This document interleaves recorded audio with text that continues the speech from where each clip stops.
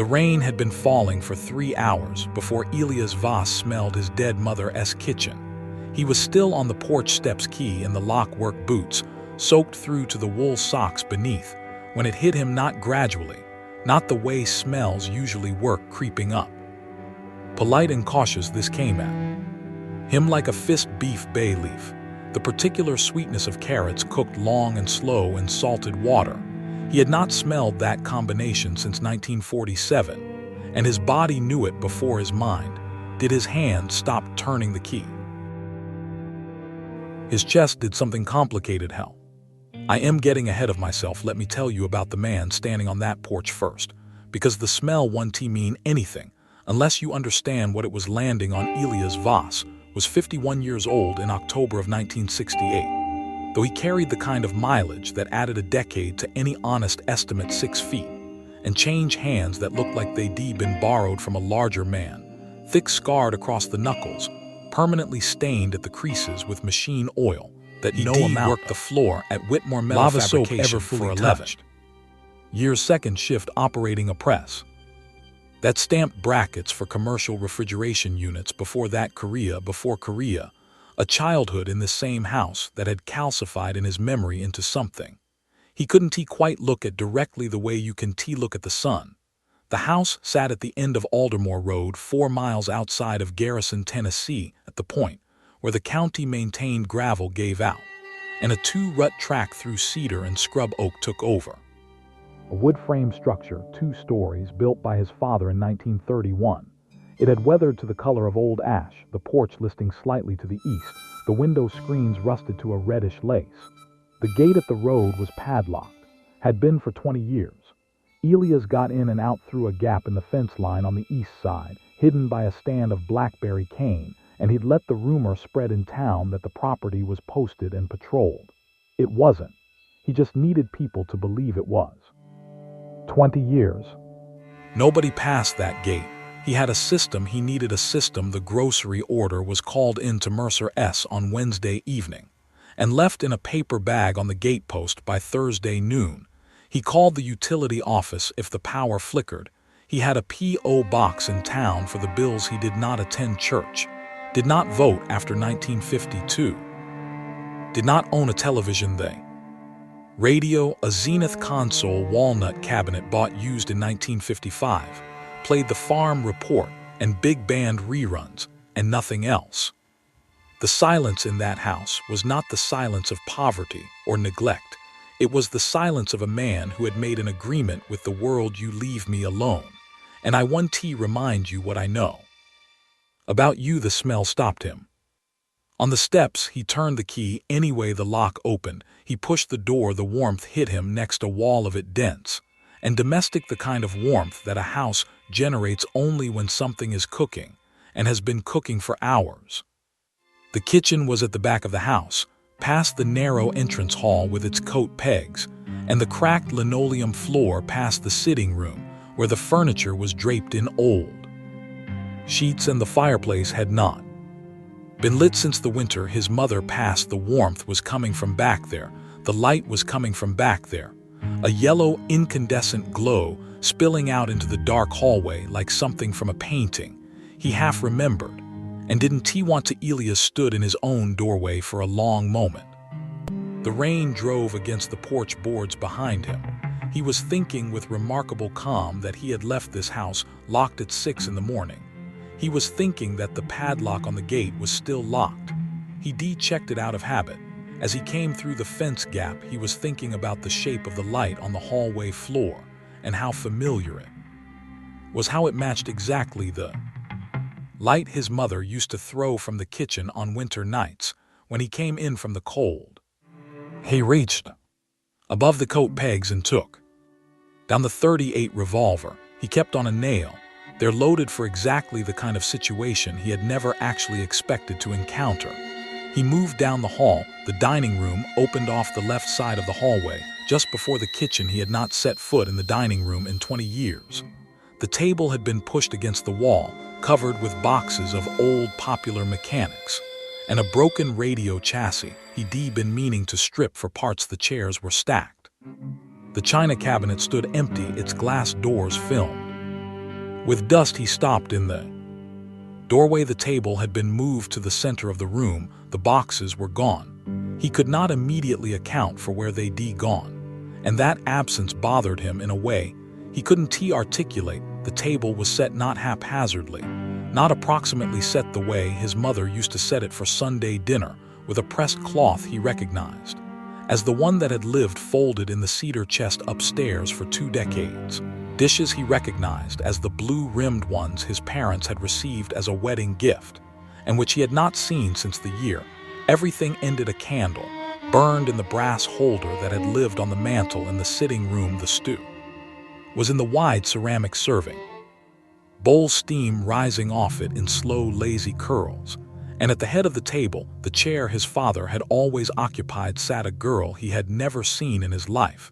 She was young, 19, maybe 20. Small-framed, dark-haired, with the kind of composed stillness that docility belonged to nervous people. She was wearing a dress that stopped him cold, a blue cotton house dress with white collar and cuff detail, a style he associated with the early 1940s, with church socials and Victory Garden photographs. And a world that had been dead for 25 years. Her hands were folded in her lap. She was looking at him. She was not frightened of the gun. Elias, she said, sit down, the stew's going to get cold.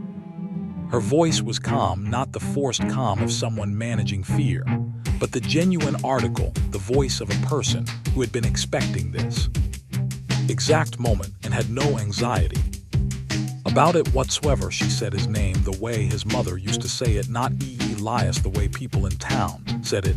Elias' 2 syllables weighted equally. He hadn't heard his name pronounced that way since 1947. He raised the gun. Who are you? He said. It wasn't a question exactly, it was a demand for an accounting. She tilted her head, slightly patient as a schoolteacher with a slow student. I told you sit down then. After a pause, you ray tracking mud on the cloth. He looked down. He was in fact still wearing his mud-caked boots. He had stepped onto the pressed tablecloth without noticing. He stepped back. Here is the thing he would turn over in his mind later in the sleepless hours before dawn, the thing that bothered him more than the girl, more than the food, more than the set table and the missing boxes. What bothered him most in that first moment was that his first impulse had not been rage or terror, it had been hunger. The stew smelled exactly right, not approximately right, not evocative of, not reminiscent of, exactly right, the precise ratio of beef to vegetable to herb that his mother had worked out sometime in the late 1930s and never written down. He had tried to reconstruct it twice in the years after she died and failed both times, and had decided eventually that it was one of those formulas that lived only in a person's hands. He kept the gun up. He made himself keep it up. The gate is locked, he said. I know, she said then. How did you? The stew, she said again, is going to get cold. He noticed then that she was using silverware, not the mismatched amalgam of cutlery he kept in the kitchen drawer. The good silver, the heavy ornate monogrammed set V for Voss, his grandmother's initial, worked into the handles in an engraving style he associated with the previous century. He had not seen that silver since 1948. He knew exactly where it was. It was in a tin box, wrapped in oilcloth, in a hole 3 feet deep in the backyard, under the persimmon tree where he had buried it himself. He looked at her hands. They were clean, not washed, clean, the way hands are clean when they haven't been in the dirt. The dress showed no soil. The cuffs, white cotton, were immaculate. Where did you get that silver? He said. She picked up the serving spoon and ladled stew into the bowl in front of the empty chair.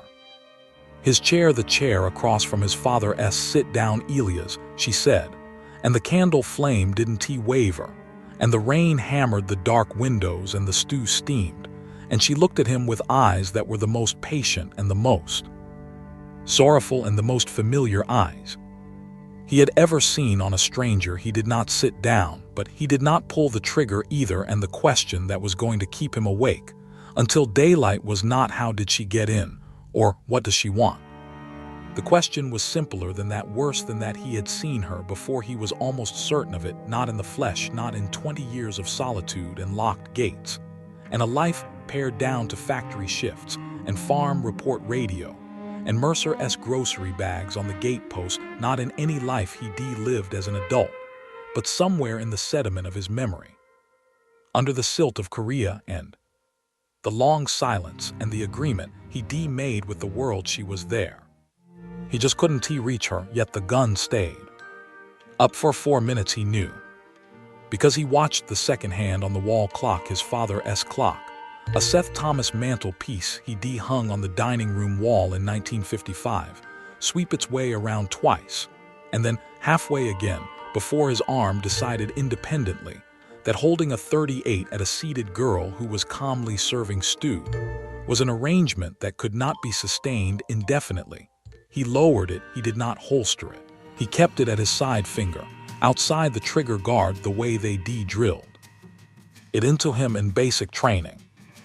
At Fort Campbell in the winter of 1950, when he was 23 years old and still capable of being drilled into "I am not going to sit down," he said, "All right," she said, "I am going to ask you questions, and you're going to answer them all right, starting with your name." She looked at him with that same patient, weighted calm. The candlelight moved across her face. She had dark eyes, not black, but a deep brown that absorbed light, rather than reflecting it, the kind of eyes that made you feel looked at rather than observed. There was something in her expression that he couldn't classify. Not pity exactly, something adjacent to pity, but warmer, the way you might look at a person who's been lost for a very long time and has just, without knowing it, taken the first step back towards somewhere. "My name is Clara," she said. It meant nothing to him.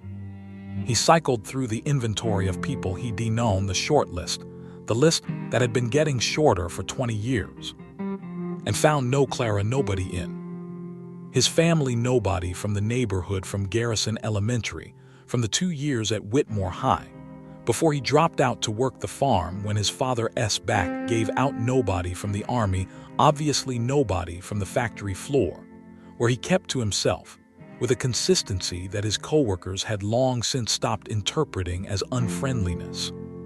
"Clara," what he said. She folded her hands again. "Eat first, then. We'll talk about names. That's not how this works," he said. "It's how it's working tonight," she said. And there was no defiance in it, no sharpness, just a settled certainty, as if she had already seen how this evening concluded and was simply waiting for him to catch up. He looked at the stew again. He was a man who ate out of cans, Campbell's beef and barley mostly, or the occasional chicken soup. He heated things on the 2-burner gas range and ate standing over the sink, because sitting down to eat alone at a table felt like a ceremony without a congregation, and he had no patience for hollow rituals. The stew in that bowl was nothing like Campbell's beef and barley. It was something from a different universe of cooking entirely. It smelled of rendered fat and long patience, and a specific kind of love that expresses itself in the adding of one more bay leaf. He pulled out the chair across from her. He sat down.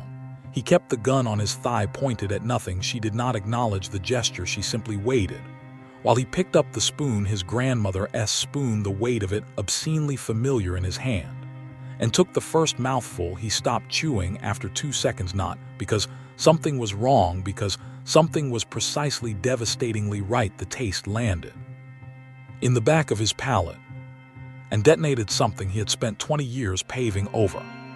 It was his mother's stew, not an approximation, not a tribute, the actual thing reproduced with an accuracy that should have been impossible, because the knowledge required to reproduce it had died in a hospital bed in Garrison General in November of 1947, and had not existed anywhere in the world since he swallowed. He set the spoon down. "Where did you learn to cook this?" he said. His voice came out different than he intended, flatter. He was managing something. "I've known this recipe for a long time." "That's not an answer, it's the true one." He picked up the spoon again, because not eating it would have been a kind of violence. He wasn't capable of. He ate slowly, watching her. She had a bowl in front of her as well, and she ate with the particular economical grace of someone accustomed to formal table settings. Small spoonfuls, the bowl of the spoon tilted slightly Away the posture that belonged to a finishing school or a household with strict ideas about comportment.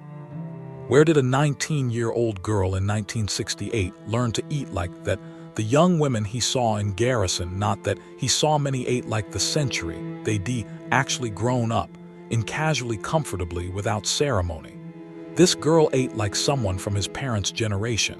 He was getting to the bottom of his bowl when he noticed something that rearranged several of his working assumptions on her left wrist. Visible, as she reached to adjust the serving bowl, was a thin mark, not a bruise, not a cut.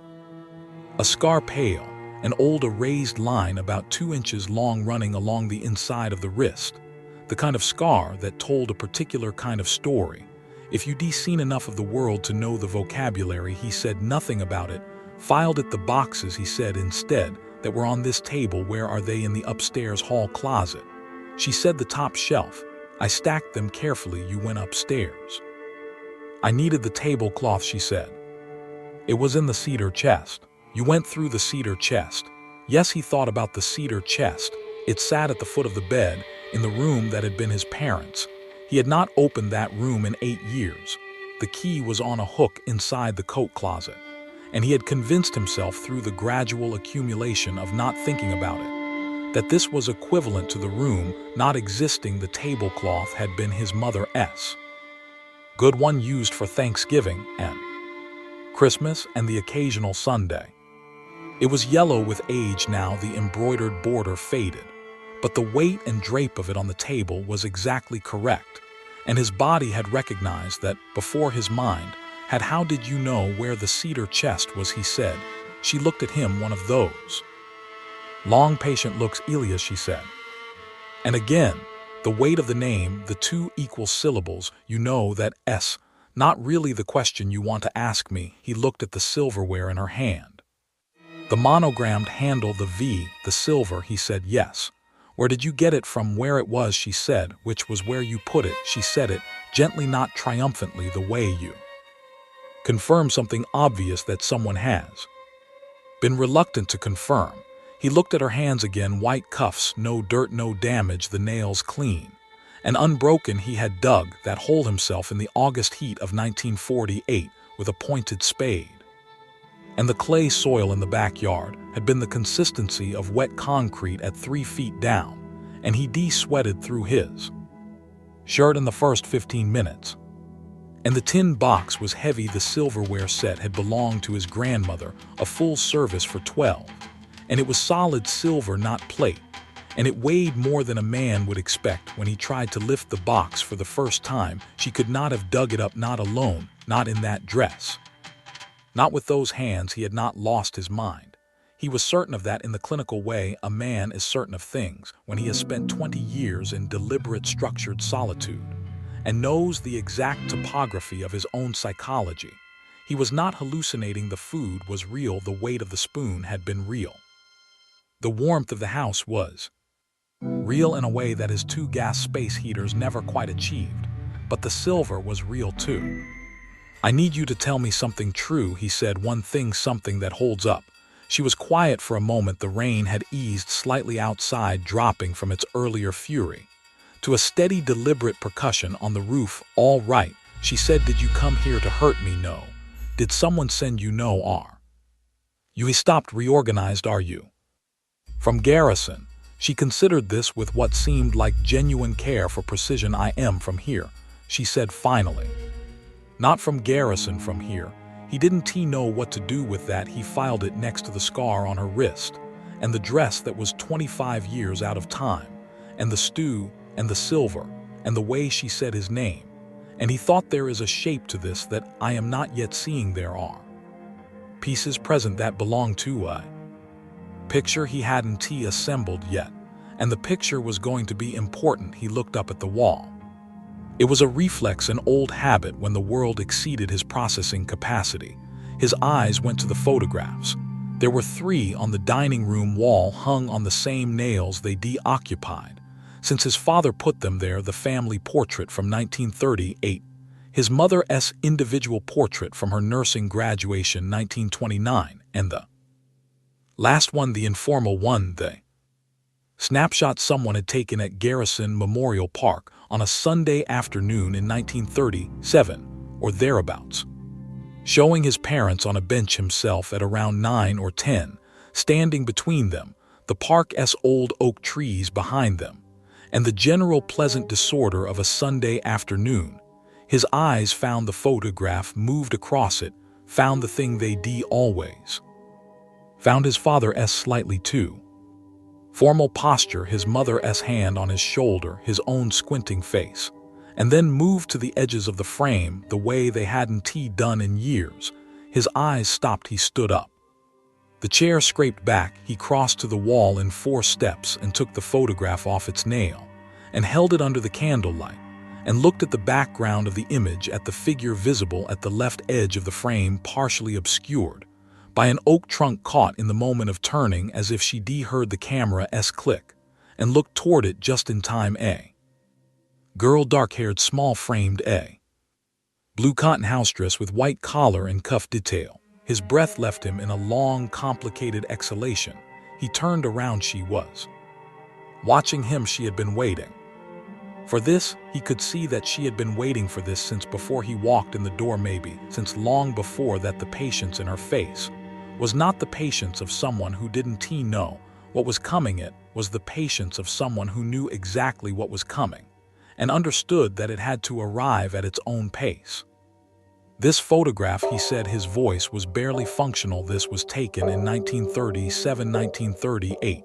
She said quietly, April. He looked at the photograph, then at her. The dress was identical. The face was identical. She had not aged a single day between April of 1938 and October of 1968, 30 years.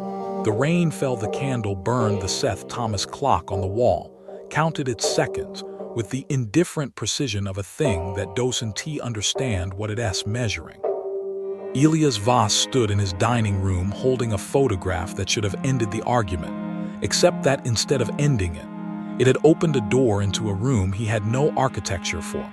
And somewhere under all of that, under the shock and the dislocation and the complete structural failure of everything he thought he knew about the nature of possible things, the stew was still warm in his stomach the way his mother's food had always been warm, like it was meant to stay.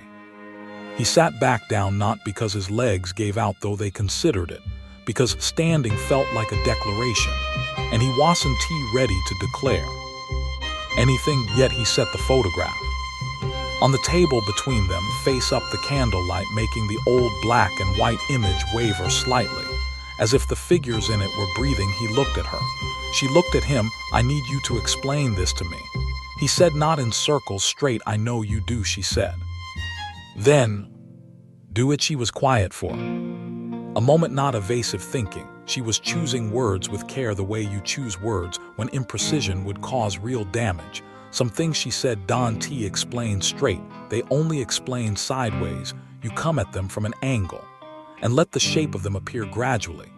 If I told you everything right now at this table, you'd stand up and walk out of your own house and sleep in your car, and by morning you'd have decided it was a dream. I don't dream, he said. She looked at him with that warmth that wasn't quite pity. I know, she said, not for a long time. That's part of why I am here. He filed that the scar on her wrist, the dress from a dead decade, the photograph, and now that's part of why I am here. He was building something in the back of his mind, assembling pieces, though the picture was still mostly dark. The silver, he said, I want to understand the silver. Explain that to me physically. If you can tell me you can She looked down at the serving spoon in her hand, his grandmother's spoon, and turned it once slowly, the engraved V catching the light. I can explain it physically, she said, not in a way that will satisfy the part of you that worked a metal press for 11 years and understands the world in terms of force and resistance and measurable outcomes, but I can tell you that nothing was disturbed. That didn't want to be disturbed. Things don't want things, he said. Things are things you believed, that she said once before Korea. The word landed like a stone dropped into standing water. He felt the ripple move through him. He had not spoken of Korea to another living person in 15 years, and the way she said it, not as a wound, not as a weapon, but as a plain geographical and temporal fact that they both knew undid something in him that he spent considerable effort securing. He looked away at the window, the rain-dark glass, his own reflection, and hers floating in the black pane like photographs developing in a darkroom hell. He needed to get a grip on this. He was sitting in his dining room, which hadn't been a dining room in 20 years, eating his dead mother's stew with silverware that was buried in his backyard, across from a girl who appeared in a 30-year-old photograph unchanged. And what he was doing was sitting there eating it. That was the relevant fact. He had not run, he had not fired the gun, he had sat down and eaten the stew, and it had been perfect. And he had felt for approximately 6 minutes in the middle of a bowl of beef stew in October of 1968, something he could only describe as the absolute structural opposite of lonely. He turned back to her. Clara, he said, testing the name again. Yes. Are you? He stopped. The question he wanted to ask was the question he'd been refusing to approach. Are you something that happened to me? Before she tilted her head. What do you mean by that? I mean, he looked at the photograph on the table. I mean, are you something I already know about that I've forgotten, or am I? He pressed 2 fingers to the bridge of his nose. Am I the kind of man this happens to? Something shifted in her face, softened not into weakness, but into something more concentrated. Yes, she said simply without elaboration. He nodded. He didn't know what he was nodding at. He picked up his spoon and finished the stew. She let him do it in silence, which was, he realized, one of the most considerate things anyone had done for him in 20 years. When he set the bowl down, he said, tell me about the photograph. You were there in Garrison Memorial Park, 1938. Yes. How old were you? The same as I am now. He did the arithmetic. That's not possible. No, she agreed. But you Ray saying it's true. I am saying the photograph is true. You can see it. He looked at the photograph again. He was in it, 9 years old, maybe 10, standing between his parents. His mother in her good coat, his father in the church hat he stopped wearing sometime in the early 40s when the arthritis in his neck made hats uncomfortable. April of 1938. She said, which meant his mother had 3 more years, his father had 5 more, give or take. He was 9 years old in that photograph, and the girl in the background was 19, and it was 30 years later, and she was still 19. And she was sitting across his dining room table. Were you watching me? He said back then. She considered the question. I was nearby. She said, I've been nearby periodically for a long time. How long? Since before you were born. The Seth Thomas clock ticked outside. The rain found a new register, softer now. That should terrify me, he said. I know it doesn't. That's the part that should terrify me. I know that too, she said. He stood up and walked to the window, because he needed to move, needed to put some physical process against the pressure building behind his sternum. He looked out at the dark yard, the rain-blurred shapes of the persimmon tree, and the fence line, and the black geometry of the outbuildings. The persimmon tree was barely visible 40 feet from the house. Somewhere under its roots, spread 3 feet down in clay soil, wrapped in oilcloth, was a tin box that currently appeared to be empty. He thought about 1948.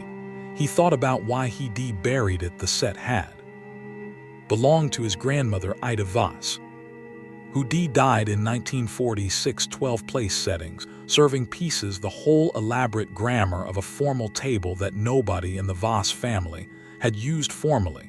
Since the Depression taught them to stop expecting formal occasions, he buried it in 1948 because of Margaret.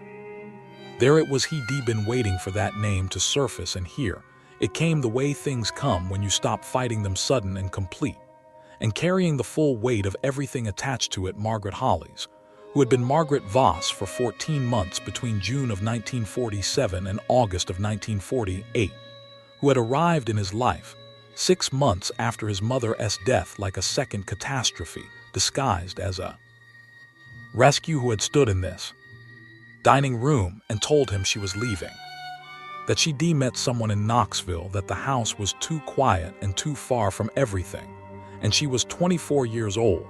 And this wasn't the life he asked her to take the silver, she said. She didn't want it, he said. He didn't want it in the house, she said. That was his problem. She'd taken her 2 suitcases and the Ford pickup he borrowed money to buy, and she'd driven down Aldermore Road and through the gate that had been unlocked then. He had stood in the kitchen doorway and watched the truck's taillights disappear and understood that he was finished with people. Not angrily, just factually, he buried the silver the next morning. He hadn't thought about why exactly at the time he thought about it, now looking at the persimmon tree in the rain. And the reason was simpler than he'd have preferred. The silver was the last beautiful thing in the house, and he didn't want to be reminded that beautiful things existed. He turned back to Clara. She was watching him with the patient, sorrowful warmth, and he understood that she already knew all of this. Margaret, he said. Clara said nothing. Let the name sit there. You know about Margaret? Yes. Is that? He stopped. Is that why you here? Is this about Margaret? No, she said. And then carefully, and yes, Margaret is part of why you are the way you are. She isn't the origin of it, but she confirmed what you already decided. She wasn't a bad person, Elias. She was just young and frightened. And the house was very quiet. The dispassionate accuracy of this, the lack of judgment toward either party, landed differently than he expected. He spent 20 years without examining it at sufficient resolution to discover that he just kept it under the persimmon tree with everything else. Then, what's the origin? He said. She looked at him for a long moment. Korea, she said. And before Korea, your father's silences. And before that, what your father learned from his own father. She looked down at the photograph. It runs in families, Elias, that particular kind of locking. It looks like strength from the outside, because it doesn't move. It doesn't move because it's frozen. He should have been angry. He had no idea who this girl was or what she represented. He owed her nothing, certainly not the most interior real estate of his psychology. He sat back down at the table. What do you want from me? He said. Nothing, she said. I told you I didn't come here to take anything. Then what? She looked at him. Across the table, across the guttered candle and the empty bowls and the 30-year-old photograph and the silverware that should have been 3 feet underground. And she said, I came to return something. He waited. You left something outside yourself a long time ago, before the army. Even you set it down because carrying it seemed more dangerous than leaving it. And then you built the gate and the fence and the locked rooms, and you thought you secured the perimeter. Her voice was quiet, steady. But Elias, what you left outside wasn't a threat. It was the rest of you. The rain had dropped to almost nothing now, a faint dripping from the eaves. The Seth Thomas ticked. The candle was low, throwing long shadows. He looked at her hands on the table, the clean, unbroken hands. The scar on the inside of the left wrist, pale and old. Clara, he said. That scar? She didn't pull her hand back. Yes. How did you get it? A pause. A long time ago, she said. Someone I loved was in a great deal of pain, the kind of pain that doesn't show from the outside. I couldn't reach him. I made a mistake in how I tried. She looked up. Her eyes, those light, absorbing dark eyes, were steady. IV had a long time to learn better ways to reach people. The shape he'd been building shifted. He was close to something, close to the picture. The piece is made, but not there yet. He looked at the photograph. He looked at Clara. He looked at the photograph again, and this time his eyes went somewhere they hadn't gone in 20 years. He looked at his mother's face, at the expression there which he'd always read as contentment, and which he now read differently. His mother's hand was on his shoulder in the photograph. Her grip looked tight. Her face was holding something. It was the face of a person maintaining composure at some cost, and she was not looking at the camera. She was looking at something at the left edge of the frame. She was looking at Clara. He looked up. She could see you, he said. It wasn't a question. Clara's expression shifted in a way that opened for the first time all evening onto something that might have been grief. She called me by a different name, Clara said. But yes, he needed air. Not metaphorically. His lungs were doing something independent of his intentions, pulling shallow and rapid. And the dining room with its resurrected table and its 30-year-old mysteries was suddenly a space with insufficient oxygen. He pushed back from the table and walked to the back door, and he shoved it open and stood in the threshold with the cold October air coming at him in slow, damp gusts. The rain had stopped almost completely. He stood there and breathed it. The persimmon tree was a dark shape 40 feet out. He looked at it. His mother had known about Clara. He turned that over, kept turning it. His mother, Vera Voss, born in 1898, died in November of 1947. His mother had known about this girl, had looked at her across a park on a Sunday afternoon in April of 1938, and had been composed at some cost. While doing it, what had she felt in that moment? Fear. He didn't think so. His mother had been a woman of remarkable specific braveries, the dense daily kind that kept a household intact. What she been Elias thought now was warned. He gripped the doorframe. She known this moment was coming 30 years out on a Sunday afternoon in a public park. She seen the shape of this October night. And she known, and she hadn't said anything, not then, and not in the 9 years between that April afternoon and the November morning she died. Or had she thought about the cedar chest? He thought about the fact that he had not opened it in 8 years. He thought about things that could have been in there for 8 years or 20 years, waiting with the patience of things that aren't in a hurry. He turned back inside. Clara was standing in the kitchen doorway. She had cleared the table. He could see the dining room behind her, the bowls gone, the cloth still on the table. She was holding the candle. She had noticed washed the dishes. They were in the rack beside the sink, which was where he kept his 2 plates and his 2 bowls and his 1 pot, and they fit oddly in there among his monastic everyday. Where the cedar chest, he said. She looked at him. There's something in the cedar chest, he said. From her, Clara did not confirm or deny this. What she did was step aside from the kitchen doorway, clearing the path to the hall and the stairs. He crossed to the base of the stairs and stopped. The second floor was entirely dark.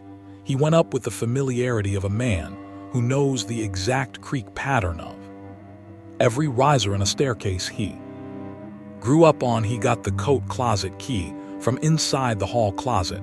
He went to his parents' door. The key turned with the stiff reluctance of a mechanism that has been asked to do nothing for 8 years, and the door opened into the smell of cedar and old wool. He didn't look at the rest of the room. He couldn't not tonight. The room was too loaded, too full of the specific gravity of the dead. He kept his eyes on the cedar chest at the foot of the bed, crossed to it, and lifted the lid. The rest of the chest's contents were, as he half remembered them, his mother's good church dress, wrapped in tissue paper, a tin containing his parents' marriage license and his own birth certificate, and at the bottom, a sealed envelope. He held it up, his name on the front in his mother's handwriting. Elias, the same 2 equal syllables in ink. It was sealed with wax. He sat down on the edge of his parents' bed. He held the envelope in both hands for a moment. Then he broke the seal and opened it. The letter was 3 pages front and back in his mother's careful cursive, dated November 3rd, 1947, 8 days before she died. He read it twice, the first time fast, picking up fragments. The girl in the park, she has been with our family. Do not be afraid of her. She comes when the loss has gone on too long. The second time, slow all the way through every word. He came downstairs with the letter in his hand. Clara was seated at the kitchen table with her hands wrapped around a cup of something steaming. She had made tea. He didn't own tea. He sat down across from her. He put the letter on the table. She wrote this 8 days before she died, he said. I know she knew she was dying. She suspected. She was afraid you wouldn't take the time to grieve her. She was afraid you'd just close the door. He thought about what he'd done in the 14 months after his mother's death. He thought about Margaret and the gate going on its lock, and the 20 years of compressed, careful, calibrated nothing that had followed. She was right, he said. Yes, Clara said. She writes about you, he said. He found the passage. Read it aloud. She is not a danger, and Not a ghost, and not a thing that requires explanation. She is something like a mercy. She appears to people who have locked themselves past the point where they can find their own key if she comes to you. And I believe she will. Do not send her away, Elias, please. Don't send her away. His voice held through most of it. The last two words cost him something. He set the letter down. He looked at Clara. She calls you a mercy, he said. She was a perceptive woman, Clara said. She says my grandmother saw you. Your grandmother was a remarkable person. We had two good conversations. He thought about his grandmother, Ida Voss, a small, durable woman from the Carolina mountains, who had sat on this house's front porch on summer evenings and looked at the dark like she was reading something in it. What did you talk about? He said. Her son, Clara said. Your father. She was worried about him.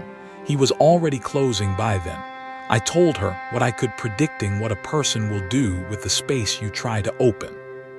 For them isn't something I am given access to. Your father closed anyway. You know that he knew that Albert Voss had been a man encased, not unkind, but sealed the way a house is sealed before a storm. He had become his father with the gate latched, was all. The scar, he said. Clara's hands stilled on the cup. You said it was someone you loved who was in great pain, someone you couldn't reach. He looked at her.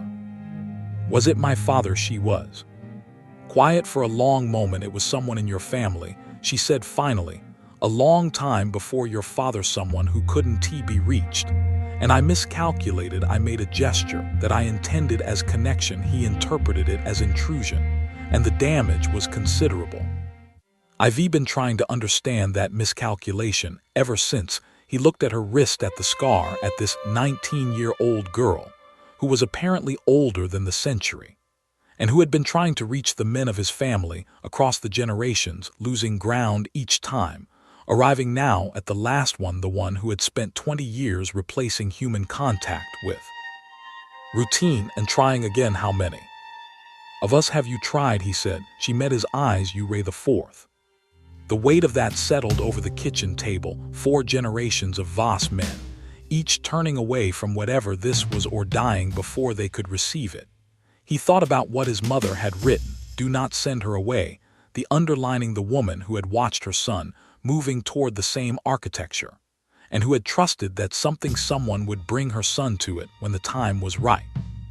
He looked at the letter. He looked at Clara 3 times before. And now me, yes, and the ones before, they all said no. She didn't answer immediately. Then 2 said no. 1 never answered. He died before it could resolve. He thought about 20 years of silence and canned soup and a padlocked gate. He thought about the factory floor and the press, the pure, mindless physicality of it. He thought about 6 minutes. When he had felt the absolute structural opposite of lonely Clara, he said yes. What does it look like if I say yes? She looked at him for a long moment. The kitchen was quiet. It looks like opening a window. She said that it's been painted shut for a long time. It's not easy. The paint resists. But once it opens, you get air. He looked at his hands on the table, the machine oil-stained knuckles, the factory floor hands of a man who had been for 20 years, only his hands and his routine and his locked gate. He looked up at her. I don't know how to do this. Whatever this is, I don't have the equipment for it. It's been too long, I know, she said. And then, so quietly, he almost missed it, that's why I brought dinner. Something happened in his chest that he had no word for. It wasn't happiness. He was too far from the neighborhood of happiness for it to be happiness. It was something rawer than that. An older something, pre-verbal. It felt like the crack in a dam that precedes the giving. He breathed. All right, he said. His voice was rough. He cleared it. All right. He did not sleep that night, not the bad kind of not sleeping. This was a different kind of wakefulness, alert and strange, and not entirely unpleasant. He sat in the kitchen after Clara had gone, and she had gone quietly sometime after midnight, and he drank coffee he didn't need, and read his mother's letter 4 more times. Each reading gave him something the previous one hadn't. New resolution. She is not a danger. She is something like a mercy. He put the letter down and looked at the ceiling, still holding it. He thought about what had been dropped. He thought about the inventory of losses, a father who sealed himself, a mother who died before her time, a war that did to him what wars do, a marriage of 14 months. That ended. None of these were exceptional. Most of them had not locked the gate, so what had been dropped? He thought about it for a long time. He was 23 years old at Fort Campbell, winter of 1950, and he was still open, battered, yes, but still open. He had friends in basic training, real ones. He had laughed in those months. He had been a person who could receive things from other people. Korea had been 11 months. He would not inventory the 11 months. What he would say is that he came back and the thread had been cut. The dropping, the thing that Clara had been holding for 30 years, the dropping had happened somewhere in that cut. Not his capacity for love, exactly, something more specific, the capacity to believe that what he felt mattered, that the interior of him was worth maintaining, that the warehouse of a life was not in fact a life. He had dropped his own relevance to himself. He sat with that for a while outside. The sky was beginning to differentiate itself from the darkness. He watched it. He couldn't remember the last time he watched a dawn. He thought about Clara's face when she told him about the scar, 4 generations, 3 rejections, a girl who had been carrying this thing through the decades of his family's progressive withdrawal from their own lives, trying and failing, and trying again and arriving at his table on a rainy October night. With her last try she comes, when the loss has gone on too long, 20 years. Heidi made her wait 20 years just for his door. He stood up. He put on his coat. He went outside. The backyard in the pre-dawn was wet and cold and smelled of autumn decay. He walked to the persimmon tree. He stood over the place where the box was buried and looked at the ground. And the ground looked exactly as it always looked, undisturbed. He crouched down. He put his hand flat on the earth. There was no rational account for what had happened. He had accepted that somewhere between the first bowl of stew and the reading of the letter, the world he had constructed, the mechanical, measurable world, did not have a shelf for last night. He pressed his palm against the earth. He said to no one, or to everyone who was listening, I hear you. The dawn came on. He went inside and put on the only clean clothes that seemed appropriate, the good shirt, the dark one. He made fresh coffee. At 7:15, there was a knock at the back door. He opened it. Clara stood on the covered porch in the early light, looking exactly as she had looked the night before, except that the morning light made her somehow more real rather than less. She was holding a paper bag. The smell that came off, it was coffee, cake, cinnamon, brown sugar, something yeasty and warm. I found the bakery in town, she said it. As 4 miles, he said. I walked. He stood aside from the door. She came and they sat at the kitchen table with the coffee and the coffee cake from Garrison Bakery. And Elias Voss ate breakfast at a table with another person. For the first time in 20 years, the morning light came through the east window. Very clear. The coffee was hot. The cake was good. He did not try to make it mean less than it meant. Last night, he said, you said you came to return something. Yes. I've been thinking about what it is. I think I understand what it is. I dropped the part of me that thought it mattered. What I feel, what I wanted. I stored it outside myself. And then I forgot where I put it. And then I stopped looking. Is that close? That it exactly, she said. And there was something in her voice, relief, actual relief, that exactly it. I don't know how to pick it back up. He said, you Ray doing it right now, she said. He thought about that. He looked at the morning light on the table, at her hands, the clean, unbroken hands with the old scar resting on the kitchen table in his house that had been a warehouse for 20 years, and was this morning something else. He said, will you come back? She looked at him. Tell me something first this afternoon. After I leave, are you going to unlock the gate? He opened his mouth, closed it. The question landed in him. The gate, the padlock, 20 years, 4 generations of Voss men and their sealed architecture. And what it had cost each of them, what it had cost the women who loved them, what it had cost this girl, this impossible, patient, ancient young girl across the kitchen table, who had been holding the dropped thing through the decades waiting for someone to receive it. He reached into his coat pocket. He put the padlock key on the table between them. She looked at it. He looked at it. The morning light lay across it, a small, ordinary metal key house hardware, bought at Mabry S. Hardware in 1948. For 30 cents, 20 years of significance in 30 cents of steel. Clara reached out and put her hand over his briefly, the length of a breath. And when she took her hand back, the key was still there, and the warmth of the contact remained on his skin like something that intended to stay. Yes, she said, I'll come back. He nodded. He picked up the key. He stood up. He walked through the house and out the front door and down the porch steps and along the fence line to the gate. He put the key in the padlock. He turned it. The lock opened. He swung the gate, and it moved on hinges that needed oil, and he thought oil the hinges. And it stood open in the October morning, open to the road, open to everything he'd been avoiding. He stood in the gate and looked at the road for a long time. Then he went back inside and sat down at the table and finished his coffee, and Clara was still there, and the gate at the end of Aldermore Road stood open for the first time in 20 years, and the cold air moved through it freely.